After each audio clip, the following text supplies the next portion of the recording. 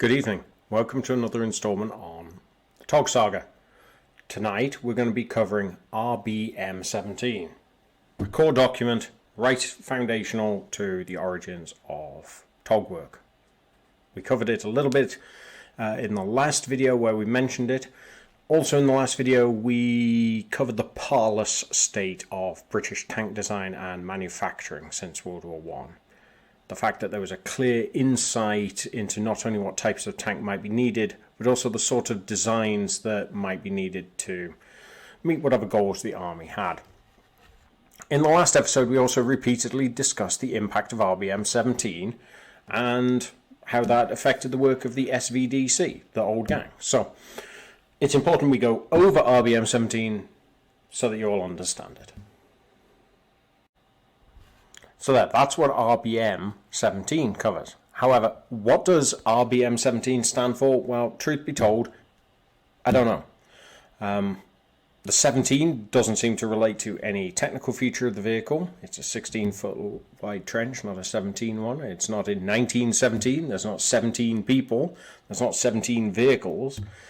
RBM itself doesn't seem to crop up anywhere else that I found, and I went through an awful lot of documents. I would love to see at some point some master list with RBM 1 to RBM 17 on, or it's just a code under which they were quickly operating. Now, in my 2017 book, I did maybe cheekily imply that it stood for really big machine.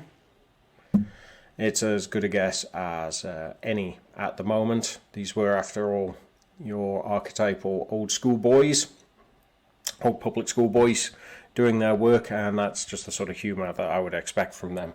Having said that, it could well be something official. I just don't know. So I've got to be honest about that and say that I don't know. But when we look at the requirements are definitely worth going through. 28th of September 1939, outlined specifications for Super Heavy Tank Land Battleship under title RBM 17. Crossing 16-foot wide trench, climb an obstacle 7 feet high. Immune to 47mm, 37mm anti-tank guns at 100 yards and 105mm howitzer ammunition at normal impact.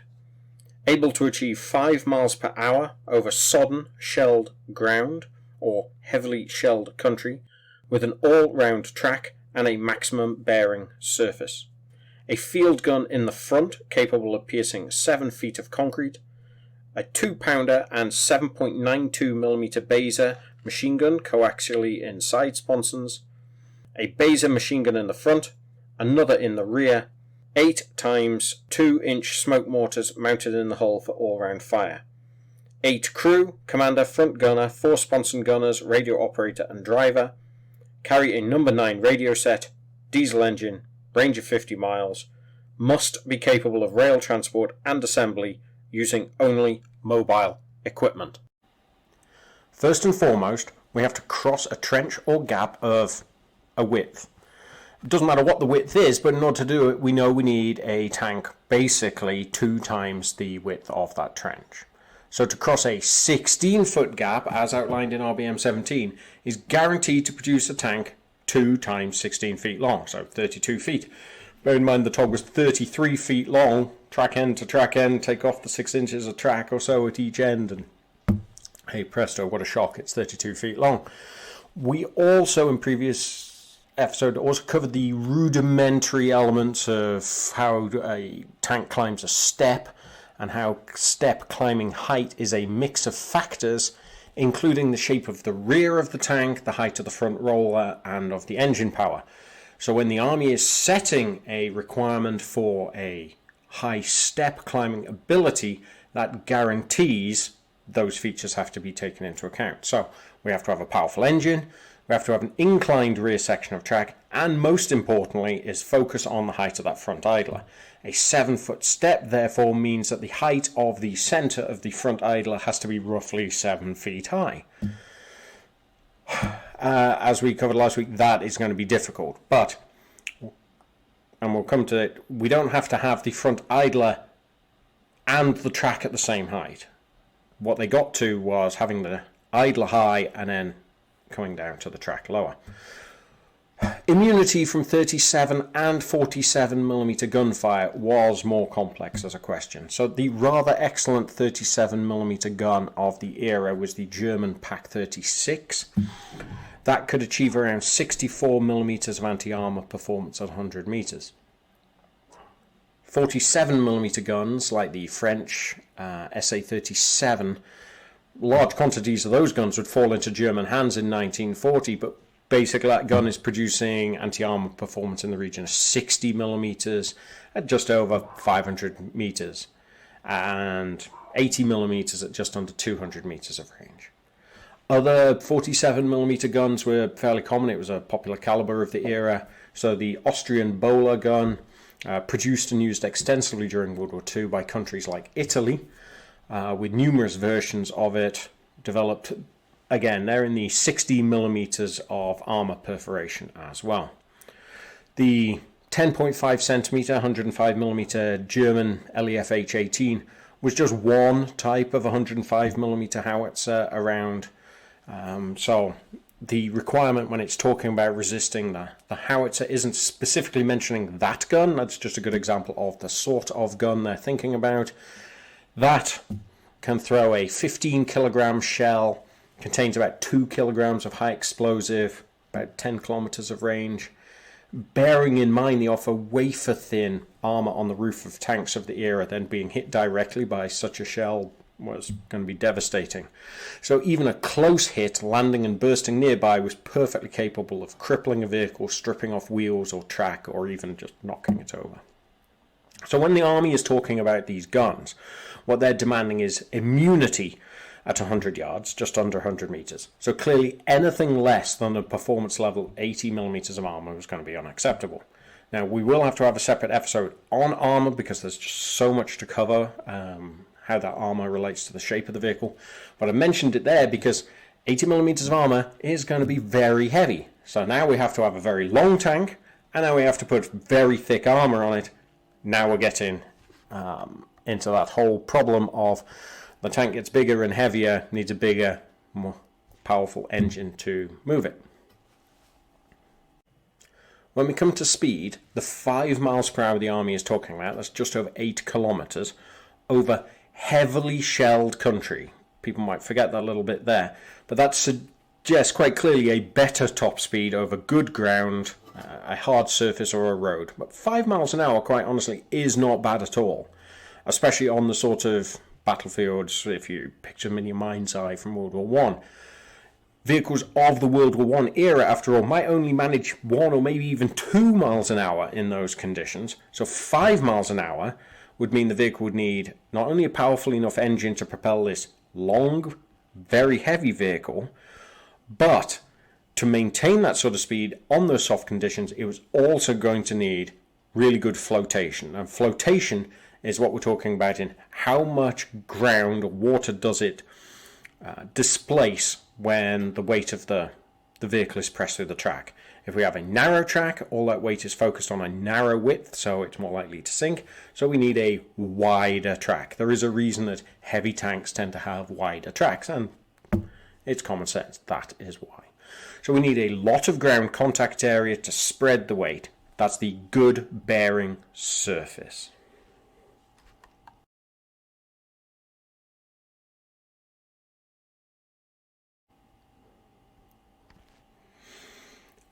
And I was talking about armament. And what it says is a field gun capable of breaching 7 feet of reinforced concrete. Now, just like we'll have to have a separate episode on armor, we'll have to have a separate one on firepower as well, because there's just an enormous amount of information to go over regarding gun development for this vehicle. But it's saying low in the front.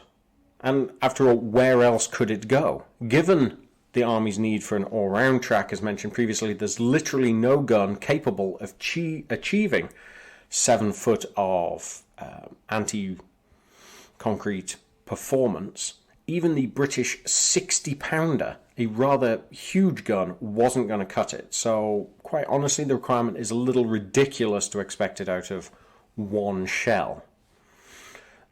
two 2-pounder guns with 7.9mm machine guns, the Baser machine guns in the side sponsons, would constitute the primary armament for the vehicle, as after all, with no turret, there was nowhere for them to go otherwise. So, main gun in the front hull, primary armament for other activities other than breaking up bunkers in the side, two additional machine guns, one in the front to provide some coverage, and without a turret, it's going to have to have some way of covering the back of the vehicle as well, another machine gun in the back.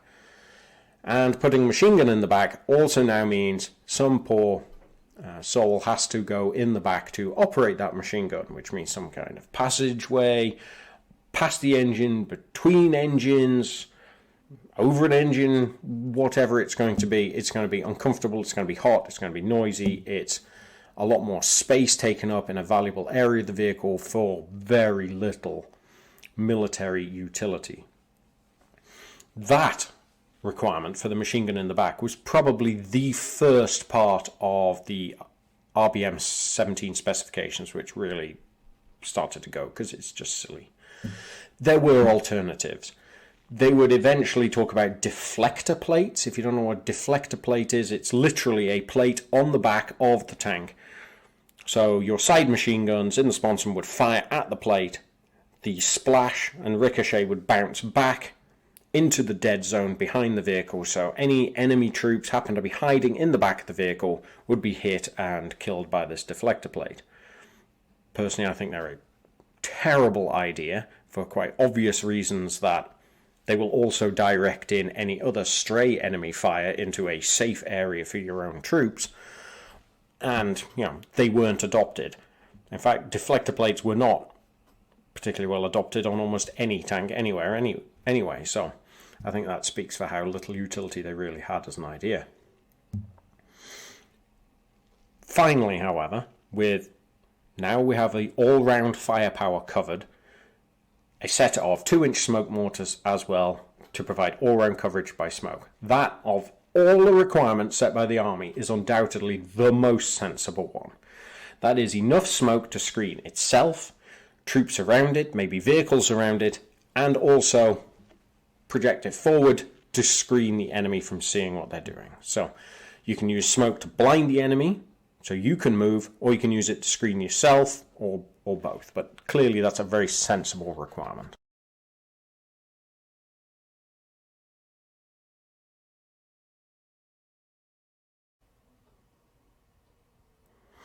The other thing to remember from RBM 17 is the crew. This was going to be a crew of 8.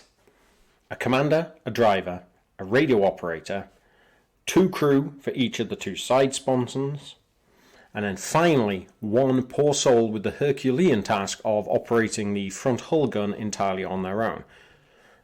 Think that 60-pounder gun? This person now has to go in the confines of a tank, which might be moving, under fire, all the grime and noise associated with that, get the shells out of the magazine, load the gun. This is an artillery gun, so it's got separate ammunition, so he's got to do that twice, close the breech, aim the gun, fire it, and in the meantime also take charge of the front hull machine gun. No, it was just not a good idea. So that one person is going to be overused. Yes, they can almost certainly do it, but this is the sort of thing that's probably going to be fired while stationary, and other people are going to have to help him. But some of those 2 side crew, half the time they're not going to have much to do. They're going to have to take part. They're not just going to be able to sit with one of them operating the 2-pounder and one maybe using a machine gun. Bearing in mind it's a 2-pounder with a coaxial, so it might only be one guy operating both the 2-pounder and the machine gun, with that second sponsored person acting as some kind of shell monkey for both the gun and the person at the front. It's not clear entirely what they were thinking, but that would give you the option of driver, radio operator, commander, 3 gunners, and then the rest just being occupied, the other 2, just being occupied ferrying ammunition around. It's still not an ideal operation, far too much movement going on. The good part about the crew layout, however, is the separation of the commander and the radio operator. Now, traditionally, the commander is also operating the radio. That gives them a lot to do, and it gives them a good sense of control and what is going on, but by separating them, at least that's one additional burden the commander doesn't have to do. And given the fact he's also got to command the direction of the vehicle, where it's going and how it's fighting, he already has plenty to do between 3 completely separate gun positions on this big tank.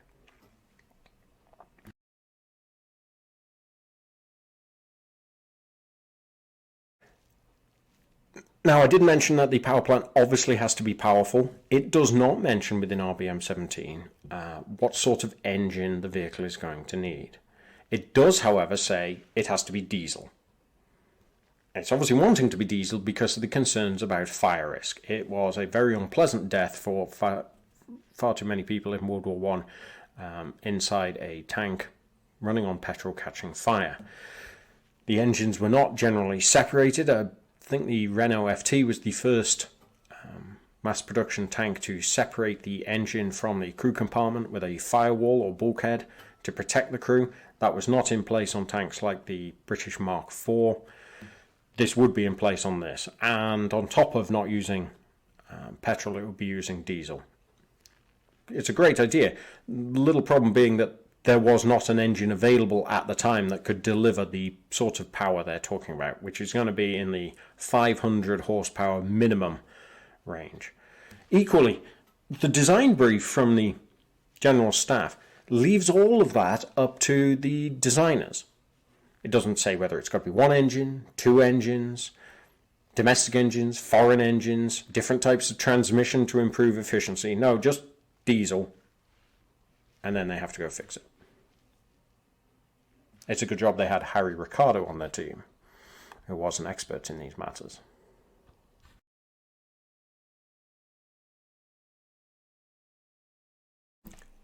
The final part of RBM 17 is the transportation requirement. It's also fundamentally important to think on here too. The design would have to be produced in such a way that it could be transportable easily.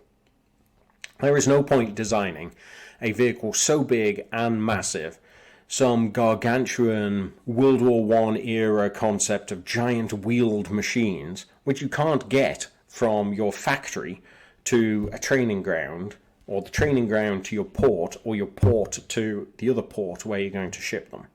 The primary means of moving tanks is going to be by train. It is still the most common way of moving tanks because they're really heavy. So they've got to fit on a train car. More than that, they also have to fit within the railway tunnel, and these are a set size, and the English railway system has narrower tunnels than anyone else. So because of that, your tank now has to fit into the smallest dimensions possible. So the biggest restriction is the width, because it's very hard to make the tunnel a little bit wider. That's not going to happen. This would be an issue to go way beyond the TOG. I mean, this is still an issue with vehicles. But in World War II, you might think, oh, well, you know, the Churchill covers this. Well, yeah, you still got to take the side vents off for the Churchill. It's still too wide going through tunnels. So if you see photos of them on a train car being moved, that's great. But if they're going through some of these tunnels, they may have to have parts removed from them. And this is what this is talking about here in the requirement. It's saying we want it ideally transportable in one piece, but if some pieces have to come off, they must be easily assembled at the other end. I will post some pictures to follow this as well regarding transportation of World War I tanks, because they have the sponsons, and there are different ways of making your tank narrower with sponsons. So the first World War tanks, the sponsons simply bolted off, and then they would have to be transported separately, then they'd have to get bolted on, and that did cause problems because the vehicles would twist and bolts wouldn't line up, and not ideal. On the female tanks, the smaller machine gun sponsons, you will see that they will often be detachable and then fold inwards. Later on, the male tanks with the big cannon arm sponsons, those would also slide inwards as well. The Mark 8 Liberty, I'll post a good photo of that one, is actually hinged at the front So if this is your sponson and this is your vehicle, it simply rotates inside to hide the width. So to deploy, you just swing it back out, bolt it in place, and then swing it in order to transport it. A really great way of getting around that problem. So I will post those for you.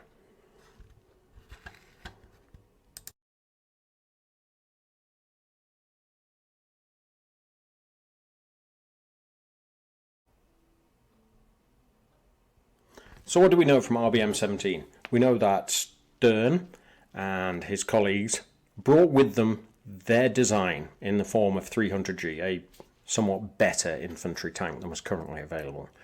We know that in the end of September, when they were faced with RBM 17, that plan went.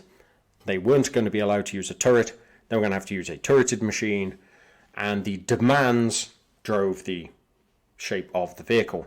In fact, just to be maybe helpful, the army even brought with them their own rough layout of what they felt the vehicle was going to look like. That vehicle is the Citadel, and that came from Brigadier Kenshington at the War Office and Colonel Watson.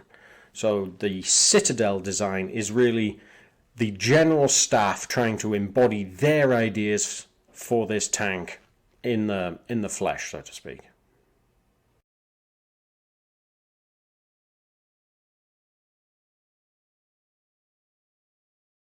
So now we've had a look at what the Citadel looks like. What have we seen? We've seen a tank exactly the way you'd expect it to have to look to meet those requirements.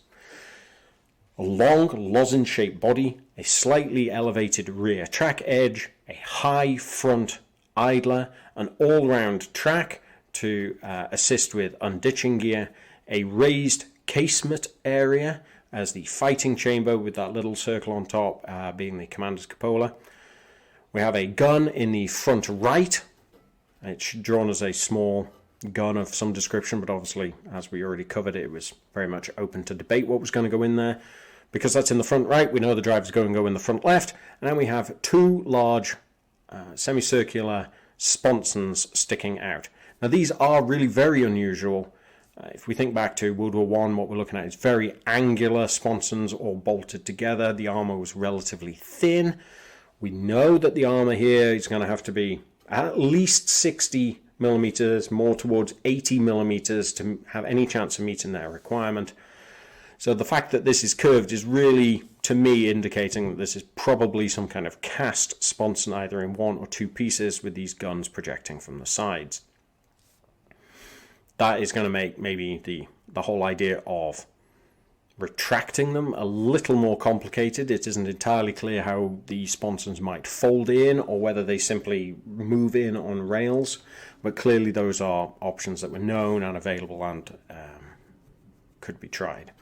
So really, the Citadel is exactly the embodiment you would expect. The only thing missing from the Citadel is any indication of where on earth that rear-firing machine gun might go, unless, of course, it's in the back of the casement, in which case it's got a very restricted field of fire anyway down behind the tank, because it's got to cover more than half the length of the tank. A low, lozenge-shaped tank with a large field gun mounted in the front, heavy unditching gear. It's exactly what you would expect, quite honestly. Now, no doors are shown in that picture of the Citadel. And later correspondence from October talks about doors. At some point, someone quite rightly thought, how on earth do the crew get in and out of this tank safely? We don't want a door in the front where they're going to get killed when they're trying to get out. Doors in the roof are less than ideal. The men are an ideal target. Doors in the side are more ideal. Now we've got a big cast sponson. We're not going to be able to maybe put the door in the sponson, so clearly at some point someone had tried to put a door behind the sponson. Very much again in the sort of position where it was on the Mark 8.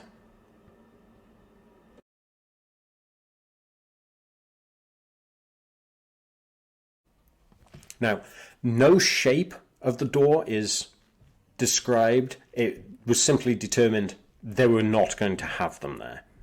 And by not having them there, it really does dictate that it's going to have to go in the sponson somewhere, which really does seem to indicate that that cast sponson wasn't going to go much further than that.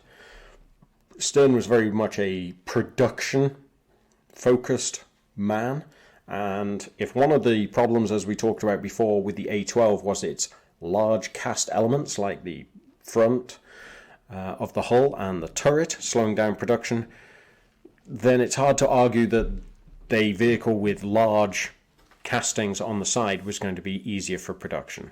Moving back to a squarer or shorter type, or maybe a smaller, simpler casting, was clearly going to be on the cards. Either way, it was going to have to incorporate some kind of side door as distinct from sticking the door behind the sponson.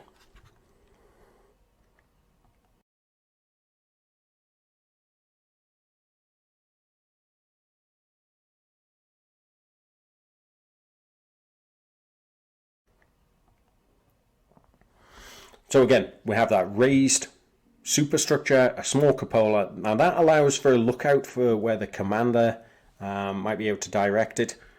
It's hard to picture that that would not have some kind of hatch for them to operate out of, or indeed maybe another hatch in the top, particularly on a road march, something like that. But there's no weapon on the top.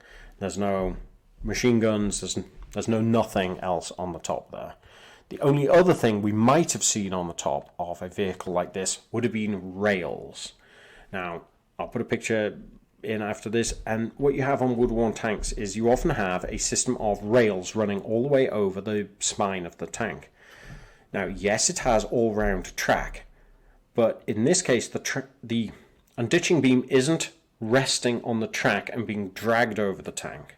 Instead, the unditching beam is resting on the rails and attached to the track via chains, and as the track goes around the vehicle, the chains drag the beam over, and it needs these rails in order to clear that raised casement. Obviously that's not going to be possible with the turret. And when we have a look at the Mark 8, you'll notice it doesn't have those all-round rails, it just has a short section of rail at the back. I'll come back to that in a second.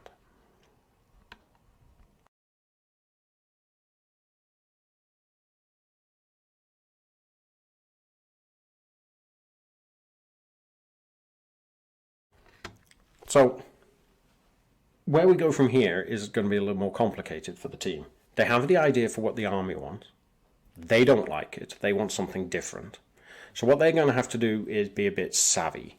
They're going to have to, in order to get the agreement and the funding and the permission from the army to build their tank, they're going to have to build what the army want while simultaneously building what they think the army needs. And quite honestly, it's hard to argue that the army would be correct. So clearly they're on the right track, but they're going to have to play the game. They're going to have to build something along the lines of what the army want, and using that project to help learn lessons for what they wanted to get done.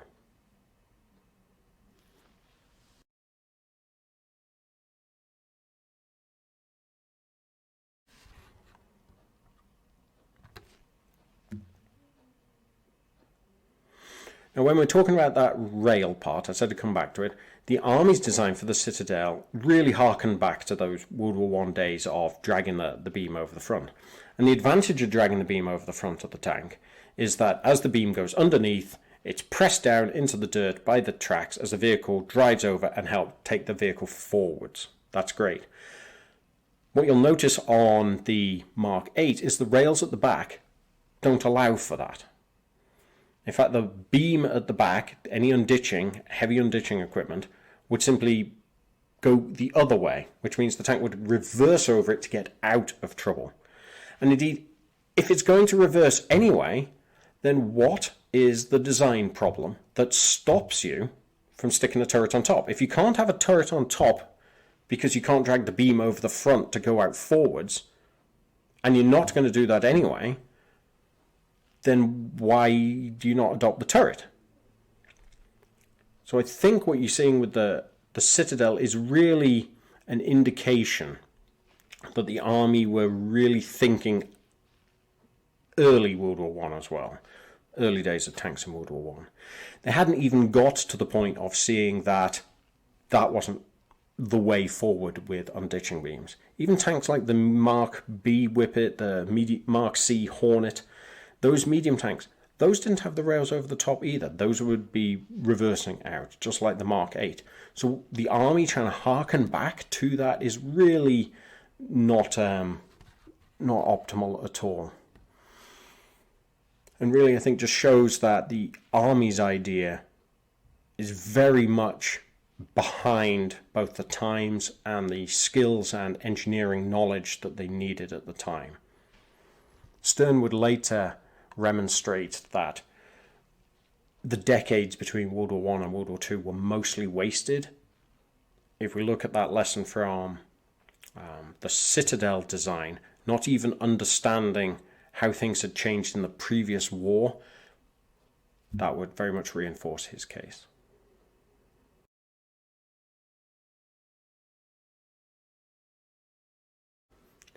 Well, that's it for now. We've covered the TOG Citadel, we've covered the TOG RBM 17. So although it's a shorter video, we have to get that out of the way because it's so fundamental. It affects everything for the next couple of years for what the TOG people are doing. So after this, the guys from the TOG are going to have to get down to work. They're going to have to take these requirements, take what the Army wants. They're going to have to produce something. And the next step for them is really thinking about those ideas, getting a draft, and then going to France to have a look at the preeminent world power in tanks at the time, the French, for what they're doing.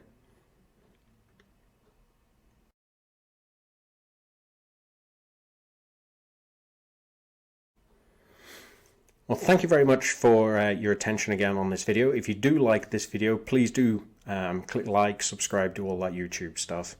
There is also my author page on Amazon where you can follow my books. I do have my new book out. I might do an episode on that, LaGrosse on tanks and traction in World War I. Try and enhance the level of knowledge out there about why we had tanks the way they were. If you wish to support me, my channel, or any of my other research and books, I would ask you please to consider a contribution via Patreon. Other than that, I will see you next time. Thank you very much.